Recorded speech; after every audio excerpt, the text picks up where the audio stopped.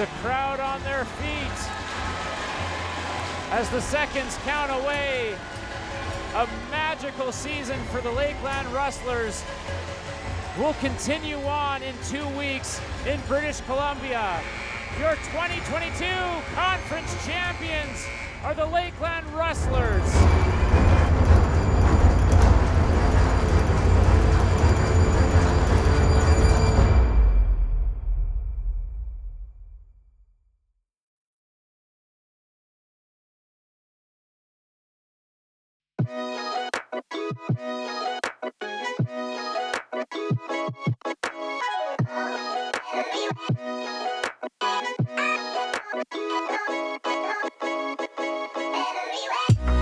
From the moment we got there, immaculate vibes when we're there. We're at Nationals, where we wanted to be. We're coming off our win. We're got a little bit of our snooty noses up a little higher in the air. We're getting treated like royalty. We're not used to with this nice weather. It's not freezing cold. We're staying at a hotel. You can see the ocean. It's crazy good vibes. We're here playing basketball. That's what we want to do. We're all excited. Love my teammates, my family, everything. It's amazing.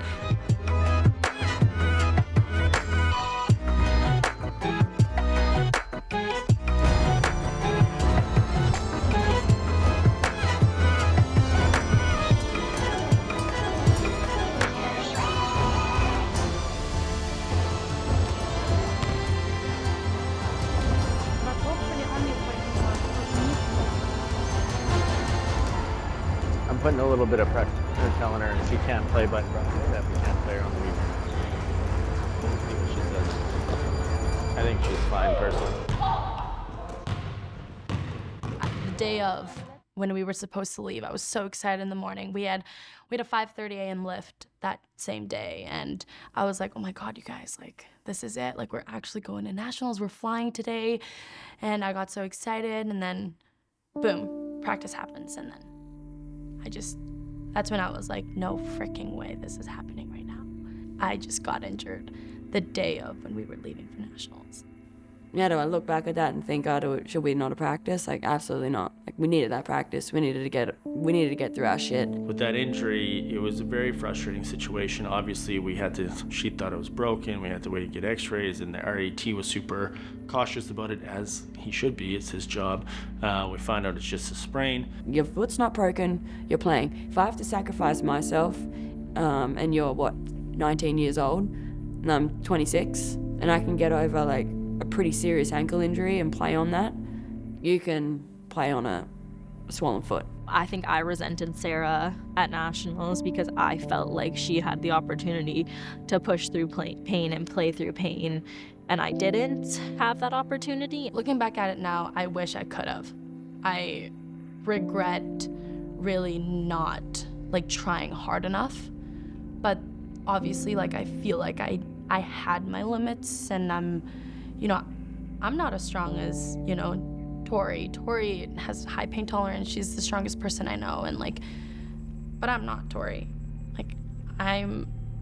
It hurt, and I honestly, I wish I could have played through it. I wish I could. Here we are, we're all set. The stage is set.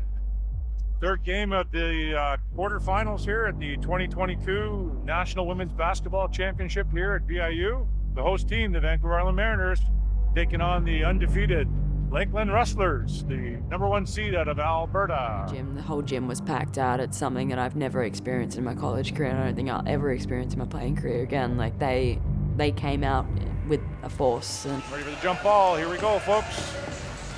We're the CCAA announcements before that game, so a lot of that stuff I know is egging Chris on for Coach of the Year and Tori for Player of the Year, and people don't think you deserve what you get and all these other things. People don't think we deserve to be there. We're the small farm town school. We got that. People think ACAC's a joke. It was their home gym and it was their home crowd, so anything, any shot that they made felt like it counted as double, because we knew that they just took the momentum back, and then on defense they were going to be locked in, ready to go. I remember our small little fan section doing their best to ring bells or do whatever it could to bring a little bit of cheer. Yeah, me being overrated, people screaming at me that they've never heard of the pro team that I'm going to play for. You get that outside noise, and it's what you play for. It's what you play for. You play to be in those moments. They had really strong athletic posts, not necessarily like huge girls, but like over 6 feet, solid, could shoot the ball, good post moves. Not what we would see in our conference at all. One of the first possessions, I came to go off of the DHO and their point guard like jumped up on it, and I got called on an offensive foul, and I was like, holy shit, like these people know everything that we're going to run. Alana Olson gets called for the charge. You knew they knew us well, and Chris will now attest to this too because him and Tony get along so well. He's just as competitive and very smart as well. So like he's wanting to get whatever edge he can by running that stuff. And you're right, like they know where our ball's coming. They know what we're trying to do and they're trying to make us do. Hey, we're composed, but we're confident. We're aggressive with what we do, aggressive with our cuts, aggressive with our backdoor stuff. After we go wedge, we're going open action. We're looking to get that backdoor pitch, toss, get some of that stuff going, okay? All right, this is where we wanted to be, right? This is where we wanted to be. Let's go. Our plan was, we thought that we could spread them out and do some things in the screen and roll. We tried to go through Bill a lot, which we did successfully. Penetrates in, looks to their big, and that looked like a bit too easy for Capiral there inside. Bill was able to get whatever the fuck she wanted. I think they just like focused to dial down on me, and Bill was able to get her shots, and credit to her, like she gave us buckets that we needed, and that's just what Bill does. Again, she has this natural ability to go through like incredible scoring runs. That was impressive. That was some kind of shot, yeah. I don't think he could have defended her any better. VIU's plan was for sure to take Tori out, and the American guard, not Amber, guarded Tori for most of the game and tried to make her life hell. No one in the ACAC was even close to matching up with her, and I think their point guard was like a pretty decent competition for her. We started getting back to like what we normally would do.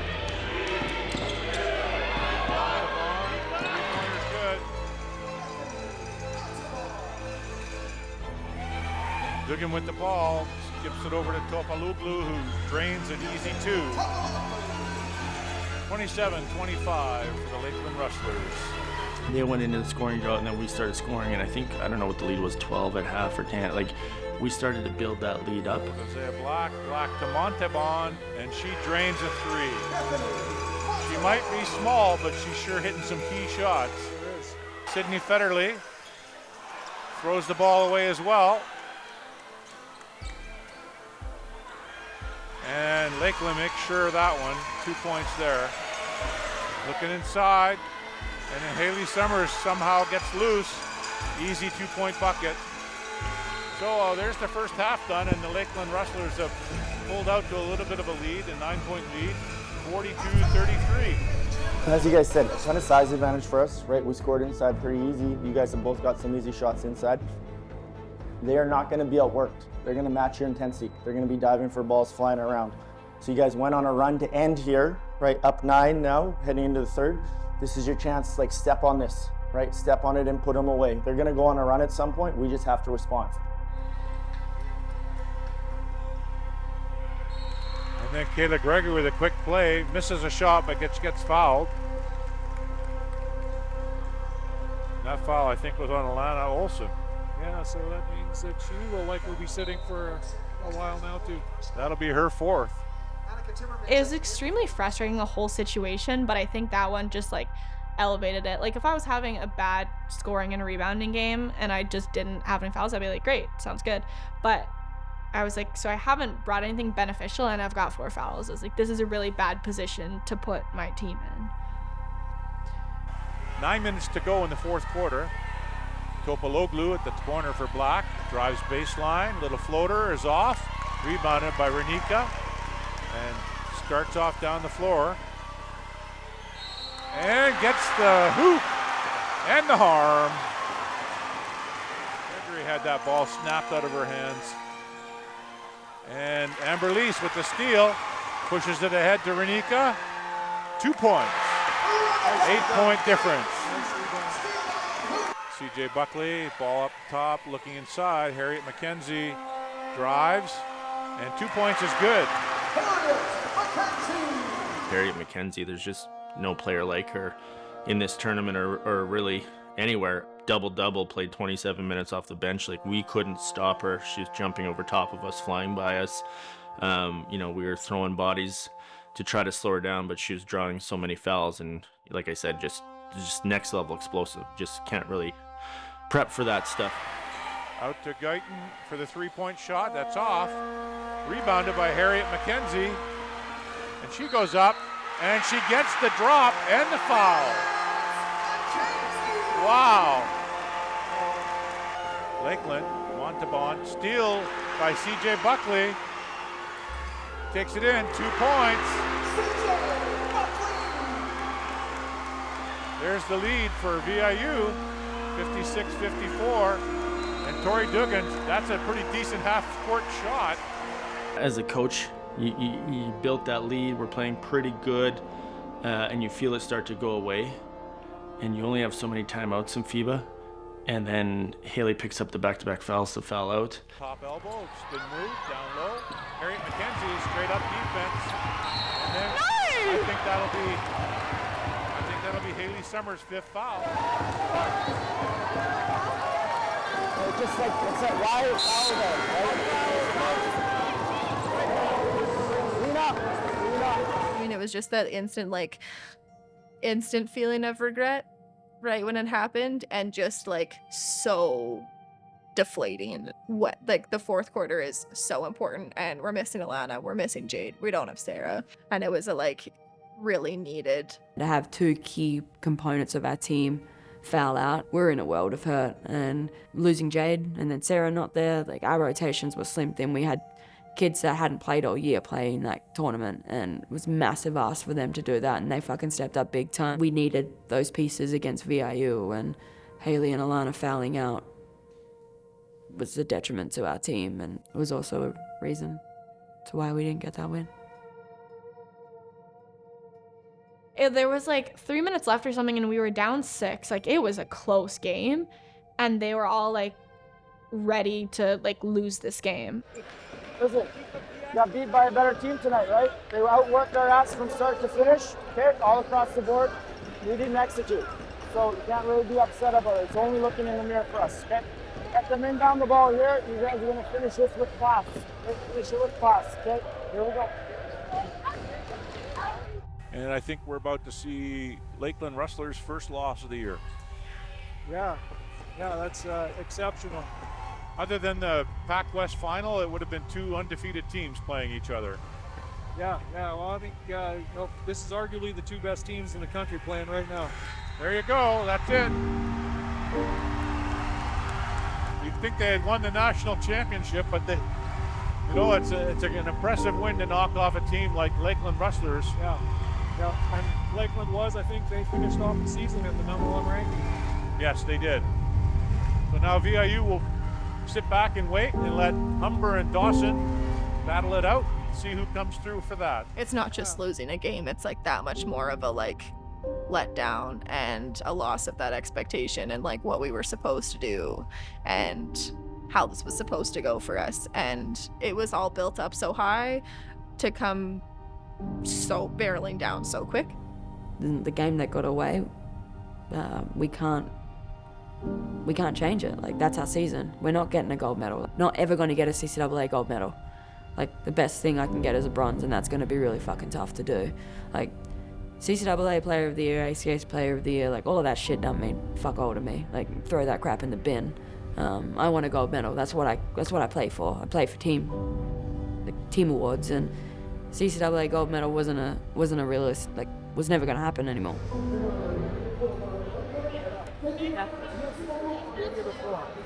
Still bring home bronze. Makes you the toughest team in the country. I've done it twice. You guys can do this, right? Pick your chin up, right? This is a hard one to take. I get it. Yeah. I believe in you. I've watched you go. Thank you. Bronze is always the toughest game because you have to play 2 games in a single day, back to back. So you play at 10 o'clock, then you play again at 6, or you play at noon and you play again at 6. Gold is the best team in the country. Bronze is the toughest team in the country because you've had to go through the meat grinder to get there. I was disappointed for the girls, but once again, my head was thinking, oh shit, how do we get focused for tomorrow? How do I get focused, right? Because I would love to just pout and whine about it myself, but that's not the job of a leader. The leader's job is to pick them up, and you're immediately thinking, how are we going to handle this in the team room? How are we going to handle this at supper? How are we going to handle this tomorrow, and how can we get our athletes back? You have two choices, okay? You can hang your heads and be pissed, and then you can go lose tomorrow, and your season's over. And you're going to finish it on 2 losses. Or you can do the toughest thing of this tournament, and every one of these coaches talk about how tough it is you can play for a backside bronze. Okay? We're in a very similar situation to when our program first started making ACAC championships. My hope is that this is the first nationals of many, and that we're a little more composed, right? I'll be disappointed about this for a long time. Playing for a backside bronze is the toughest thing ever. You're gonna have to win tomorrow. The 4 best teams are in our pool. There's no sugarcoating it. Your guys' choice. You're gonna have to sit on it and think about it. We know what we're capable of. If you're walking around and you're fucking hurt, you're staying inside. Okay? You're not going out taking pictures and whatnot. You're fucking in your room, ice bathing and recovering. Everybody, I don't care. And if you see someone that should be doing something that's doing something that they're not, you're calling them out. We're here for basketball because we're not on a vacation. Like Chris said, this is the hardest thing to get a bronze, but we're getting a fucking bronze. This should be the worst fucking experience of your life. This game and the best at the same time. You guys lost a shot at a national championship, but you came here. And I'll be honest, at the end of the season, right, this is going to be what either makes or breaks next team. I'm yelling at people, and I can't even yell at them because they're on the floor. I have to go apologize to Zay for the shit that I said tonight, but I can't be mad at those who are on the floor. It's not Chris's coaching. I don't know, I'm 15. We got back, and during the NIMO, all the young ones were like, oh, it's okay, it doesn't hurt me as much because I've got next year. And it was it's so hard for me to swallow that because I've worked 8 years to even just get to nationals. A lot of these young kids don't understand it's not just handed to you. I failed 3-4 years in a row in the semi-final at ACAC to not even get to nationals, and then they only know winning and they only know getting to nationals, but they don't understand the amount of work it took to get to nationals. I wish it meant as much to them as it did to us, but just not everyone's gonna feel the same way, and that's fine. Just hard, I said to Chris, I was the last 4 minutes of the game, I was Brad Boweron and Zaya, Beth, and Lena, and Tim were rotating, and I was it's fine, I trust all those people. I was but we haven't, we're in the national quarterfinal, I'm the only people I want on in those situations are you and Alana and me, and and shit didn't go our way, so that sucks. We can't control that, but it's just hard when I felt we were basically just playing with hope in the 4th quarter, I feel there was so much everyone was doubting, so yeah. True. What did I say? I know that you're beating yourself up. I know you don't want to have this conversation. Thanks. Don't beat yourself, Billy. You played well. Okay. You're a huge part of that. You're a huge part of this team. You're not the reason we lost, so don't think that and don't beat yourself about that, okay? Nobody played well today, and you did play well. You just got in foul trouble, and that's not so did Alana, so did Bill, so did Zay. Everyone was in fucking foul trouble. It's not on you. If we're gonna win a bronze medal, we need you. And I know you know that, but you can't. And tell yourself you gotta go in and play you can, because look, I do. Thanks, and I'm proud of you. Thank you. We're not going to be satisfied with ourselves, but this is going to be the closest that we'll get, is just to keep pushing through these next couple games, because as shitty as getting a bronze medal would be, it would be worse to not get one type of thing. So I don't know, I feel that's our motivation, and knowing that we didn't come all this way to not show that we're a good team. Maybe we got a tough matchup, maybe we had a shitty game, and the atmosphere and everything, that all is a reality, but unfortunately we can't do anything about that. Tomorrow we have everything in our power to walk into the gym and show that that was a one-off. Like, that game today, as really unfortunate as it was, like, that's not, like, we're better than that.